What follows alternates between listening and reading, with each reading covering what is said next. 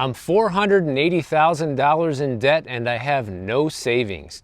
You know, it kind of blows my mind how people just end up in these situations. And I'm not really here to judge. I'm just more here to point out how people got here and try to look at if there's maybe ways that you might not end up here if you just make a few smarter decisions. Well, this couple, they thought they wanted to get into investing in real estate and probably watched a little bit of too much HGTV and gave them too many bad ideas. This couple is 43 and 50 years old. They're living in a 1,000 square foot condo, and they thought it would be a good idea to buy a house that was foreclosed on in order to accommodate their growing family, because they have a couple of young kids. So obviously, being a foreclosure, it needed a tremendous amount of work, and they said, well, we'll just fix it up, right? So easy. Now the wife says they actually didn't have the money to buy the property, but her parents are well off and they offered financial support. So they decided to undertake 2 renovation projects that actually ended up going way over budget. So instead of just buying 1 foreclosure, they ended up buying 2. I don't know even how the parents thought this was a good idea. Like, aren't you like getting yourselves a little bit in over your heads? I would be thinking that if I was a parent with money and my kids were asking me to borrow money not just for 1 house, but for 2 houses, even though you don't even have money for the first one. Sounds pretty risky and foolish to give anybody money in that position, whether they're family or not. They went into this renovation thinking, oh, this is gonna cost like 50 grand, right? Yeah, right. Add another 0, guys. That's how over budget they went on the renovations of these foreclosure properties, which is something I've talked about a lot here on the channel in the past. You know, a lot of people end up buying real estate and they think, oh, you know, everything looks pretty good. All we got to do is just a few little cosmetic touch-ups and it's going to be just dandy. But as you start digging into the property more and as you start fixing some of those cosmetic things, you start uncovering other issues as well that should have came up when you did your initial inspection report, providing you actually did one. So after it was all said and done, and they renovated both of these foreclosure houses, they ended up spending $525,000 on renovation costs alone. Just the renovation. We're not even talking about the purchase price of these properties, right? And now they're holding $480,000 in total debt, which pretty much all of it is related to their mortgages and the home equity lines of credits they have on these properties. Keep in mind, guys, these guys have no savings. They also have nothing saved for retirement, something I should have mentioned earlier. So these people are essentially broke on paper. And I don't even know if they're going to be able to turn a profit if they were to turn around and sell these foreclosure properties or not. I have no idea. But really, it doesn't even matter. Even if they can turn a profit, you know, taking this big of a financial risk, especially when you have a family, is just a very bad decision. So essentially, these people are house poor. It means that really the only thing that they own are these properties, which they are massively in debt on. So really, until you sell those properties, you are broke. You know, you really don't have anything. Yeah, you have the property, but that's a massive liability that's costing you thousands of dollars per month to pay the mortgage and pay for all the maintenance and upkeep and taxes and insurance and everything else that goes along with owning a home. So this problem became so large that they decided to see Ramit Sethi. He's like a big financial advisor on Netflix and YouTube and all of this. And he told them that, you know, obviously they need to cut their costs down and they need to start saying no more to their children because I guess they spend too much money trying to make their kids happy, which is something we talked about in my Why Nobody Wants to Have Kids Anymore video. Parents today just have to spoil their kids, otherwise they feel like they're not doing a good job being a parent. He also recommended that they pay off their HELOC as rapidly as possible. So not only do they have mortgage debt, but they also have a HELOC, which they probably needed just to be able to complete all the renovations on these properties. So this is just like one of the worst case scenarios you can find yourself in as a real estate investor. If you ever get this far in the hole and this far over leveraged, you mean you're not doing it right. That's it. It's okay to have debt as a real estate investor as long as you have the income to back up that debt. But clearly these people don't. Now, it's not really a surprise that this couple is not very good at managing money considering their situation. But to make matters even worse, neither one of them is good with finances and they admit it. really the wife kind of handles all of the money, and the husband doesn't even want to look at it. The husband doesn't even want to take any active interest in what's happening with the financials in the household. And this is a very bad situation, because when you have one person handling everything that doesn't even know that much about money or budgeting or anything, and the other person is so clueless that they don't even want to know about it, this is a recipe for disaster, and not really a big surprise they found themselves in this situation. The most surprising part to me is that her parents actually agreed to back them up, even fully knowing that they have no idea what they're doing, unless the parents have no idea what they're doing either. So this couple, even if they're able to get out of this situation, right, which we don't know if they will or not, but it sounds like her parents might have the bankroll large enough to bail them out if necessary. But let's say they get out of this, right? Let's say her parents bail them out, they lose some money on these foreclosures, whatever. Hopefully a lesson learned, right? But maybe not. Because the problem is, when it's not your money and you don't truly have to pay for your mistakes in life, you don't really learn any lessons. If you're constantly being bailed out for making poor decisions, what is to stop you from making another poor decision? It's also striking, too, the amount of similarities between this situation and the US government and how poor the decisions they make are. You know, constantly they're getting bailouts for bad decisions that were made that should have never been made, but because there's always a bailout, it's easy to keep making bad decisions. But I would say that even if this couple gets bailed out by her parents, then they probably won't learn the financial lessons that are necessary to make sure this doesn't happen again. And inevitably, they're going to end up slipping up further down the road and continue making some pretty bad financial choices that could end up ruining their family. And we know that one of the main reasons people end up getting divorced is because of financial hardship.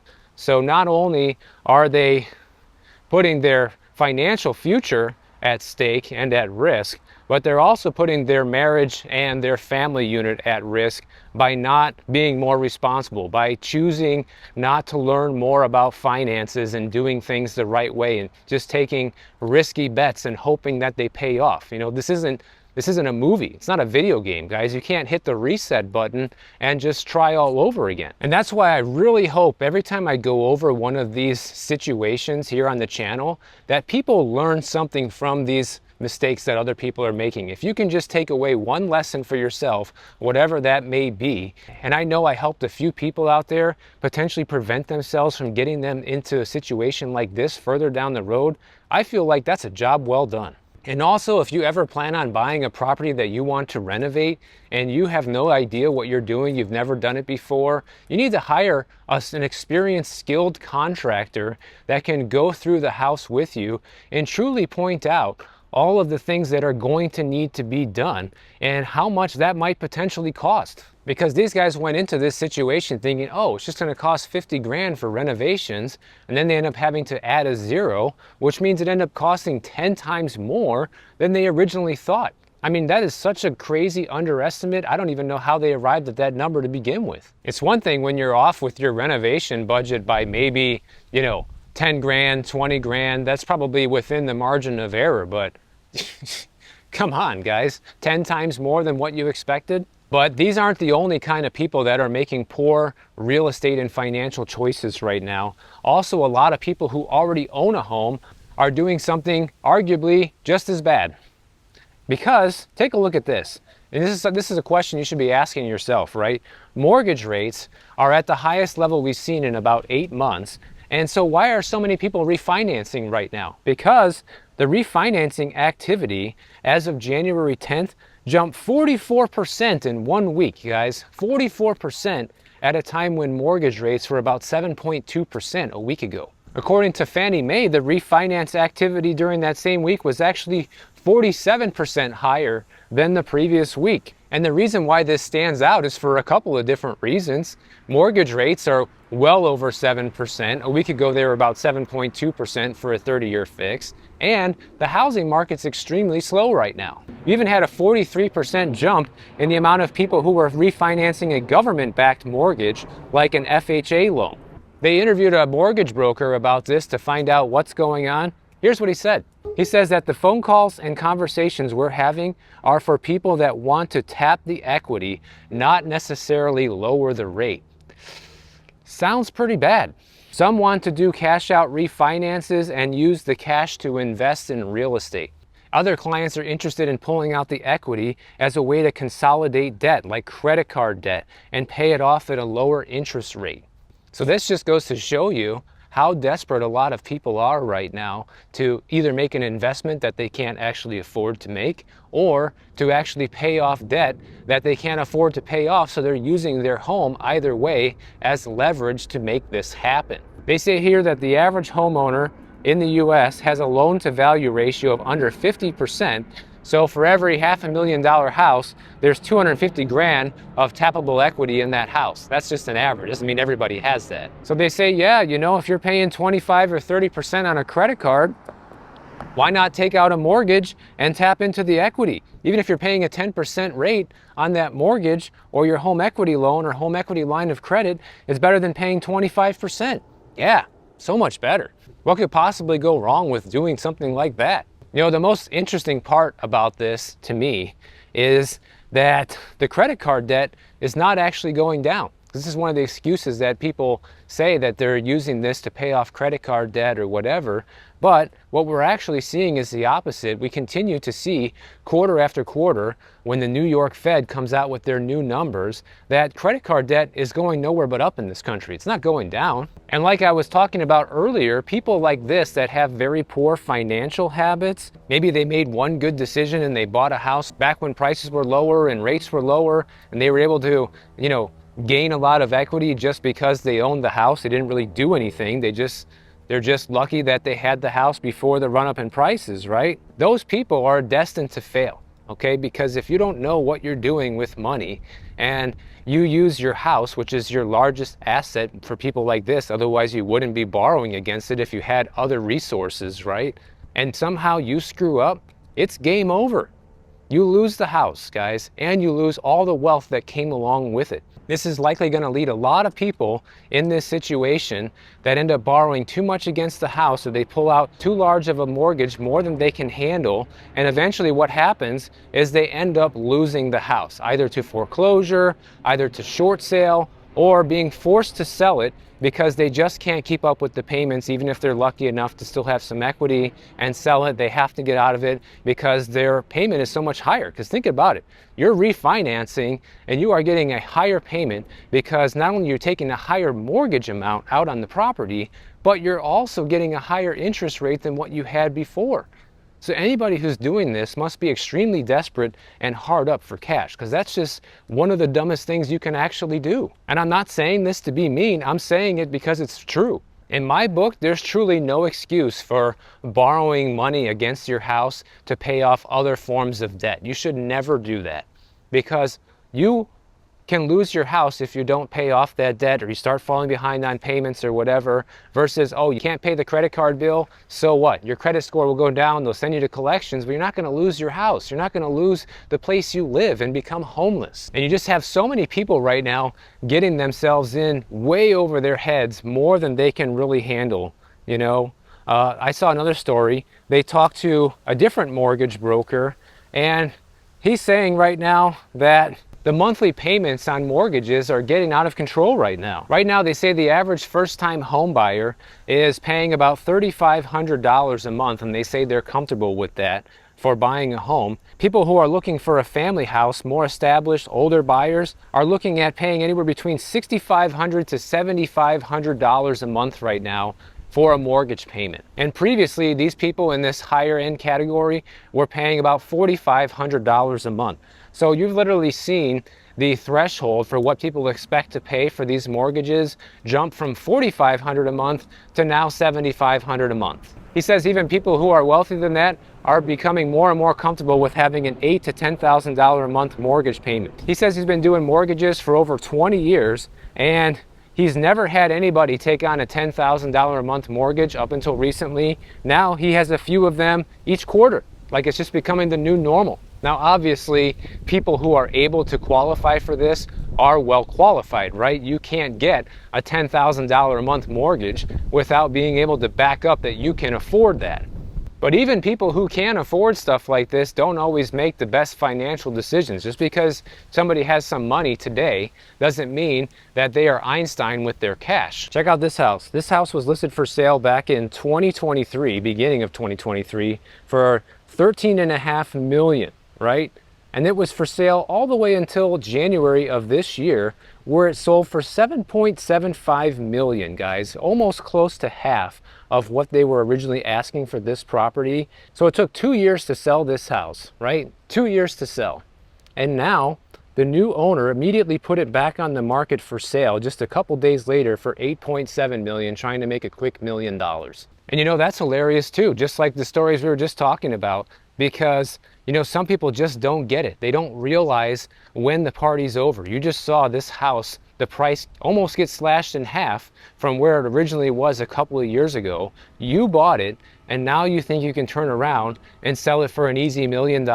No, it ain't gonna happen. They already had it at that price at the end of last year. They had it at $8.9 million, and that's when the house went pending. Then you have a lot of people that are buying these houses right now, getting themselves into these massive mortgage payments, thinking that, well, I'll be able to refinance in a couple of years when the rates come down. Well, people a couple of years ago thought that about today, and now the rates are just as high, if not even higher, than they were then when they originally bought.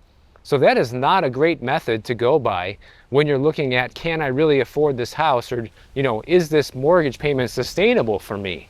Now, this mortgage broker also thinks that based on his conversations he's had with people in the business, that if mortgage rates drop down to 5 to 5.5%, this would be enough to get even more sellers off the sidelines and come into the market. And this is a number I've heard a lot too, since we've been talking about real estate, and rates have been higher than that for a while now. We're in a situation where we don't even need that, okay? We already have inventory practically at pre-pandemic levels right now, sitting at the beginning of 2025. It's very close, if not matching it, depending on which data set you look at.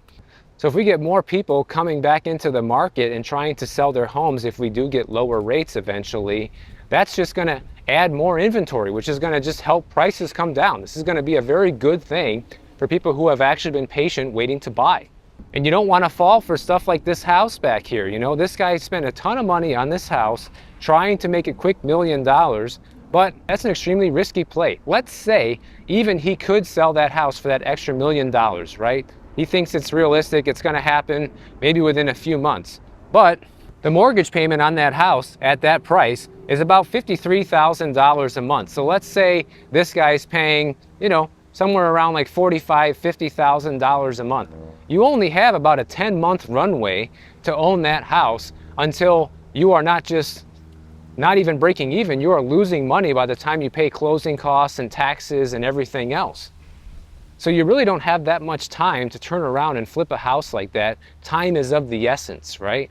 Every month that goes by that house stays for sale is more profit that this home flipper, if you can even call them that, is losing money. Because to me, you're not a real home flipper when you just buy a house and turn around and list it for sale. Real home flippers actually work on the house and renovate it and turn the property into a much better place than it was before. And we're also starting to see some overall worrying trends in the housing market in general, because according to Redfin, pending home sales fell 4.5% once again in December, which is the largest decline that we've seen since October of 2022, which is when housing started to take its downfall back then in terms of the amount of transactions that were taking place.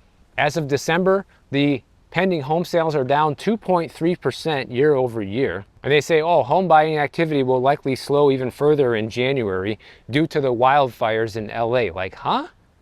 What does that have to do with anything? In fact, people over there are buying properties like no tomorrow, from what I heard, because everybody's desperate for a place to live. So this might actually ignite the housing market in LA. And to use one sub-market and blame that on poor housing sales is a joke, guys.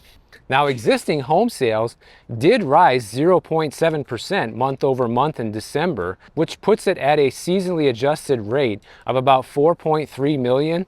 But one thing you got to understand is that's not the actual amount of sales taking place. The 4.3 million is how many homes would be sold throughout 2025 if the sales keep up with this pace. But there's no guarantee that sales will keep up at that pace. And the actual number for 2024 came in at 4,189,268 homes sold, which is far below what we typically see in normal years for the housing market. Usually we're looking at well over 5 million houses sold, and when times are hot, even closer to 6. Even Redfin says, listen, existing home sales are a lagging indicator of what's really going on. These are purchases that happened in December, but went under contract months before that when interest rates were lower. Because remember, towards the middle of September, before the Fed made its first rate cut, rates were down to like 6%, which is a lot lower than they're at right now. But then the big story here as well, median home prices went up 6.3% year over year to 427,000 in December, which is the biggest annual gain since February. They claim that prices are continuing to climb because there's still a shortage of homes for sale, but the reality is it's not really that there's a shortage of homes for sale anymore. It's just that the people who can afford to buy in this environment, which is far fewer than normal, that's why home sales are at 30-year lows, okay? They have the money, guys. Look at the mortgage payments we just talked about. First-time home buyers are comfortable paying $4,000 a month right now. You have more established buyers comfortable paying $7,000, $8,000, $10,000 a month mortgage payment. You have to be very well off to be able to afford that. So naturally, those people are able to support these higher prices. But it's not a stable outlook moving forward. It's not like we can just continue like this forever. Unless inflation continues to go completely out of control, which is a very real possibility, and we may see home prices continue to go up in nominal terms because of inflation. But that doesn't mean that the value has actually gone up. It just means that the value of our dollar has lost so much purchasing power over the past several years that it looks like the houses are a lot more expensive, but in reality, your dollars are just worth a lot less. Because when you price homes in gold right now, they are losing value. Home prices are down when you price them in gold. I've already went over this in a previous video.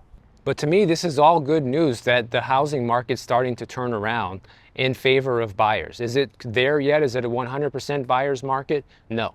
But some places are, and we're well on our way to being there almost nationwide. But you really have to be smart about this, guys. Yeah, if you have rich parents and rich family members that don't mind throwing money away on your guesstimates and on your failed financial ventures, then go ahead and waste their money. But if you're somebody like me that doesn't have access to other people's cash like that to throw away, and you want to preserve any amount of wealth that you had, you need to avoid making a lot of the mistakes we talked about in this video. It doesn't mean never buy a house. It doesn't mean never buy a fixer-upper. It doesn't mean never buy a foreclosure. It means be careful. It means run through the figures with a fine-tooth comb. It means if you're buying a house to live in, make sure you're not buying at a time when your market is coming down and inventory is coming up. Just simple things like that. But most people are just so eager and so gung-ho to just pull the trigger on a place that oftentimes a lot of this essential research with a property is overlooked. And then you end up in a situation like the people at the beginning of this video where you're $500,000 in debt and on the verge of going broke. So if you enjoyed this video, make sure you subscribe to the channel. And if you don't want to wait for my next video to come out, check out this one on the screen right over here, and I'll see you in the next one.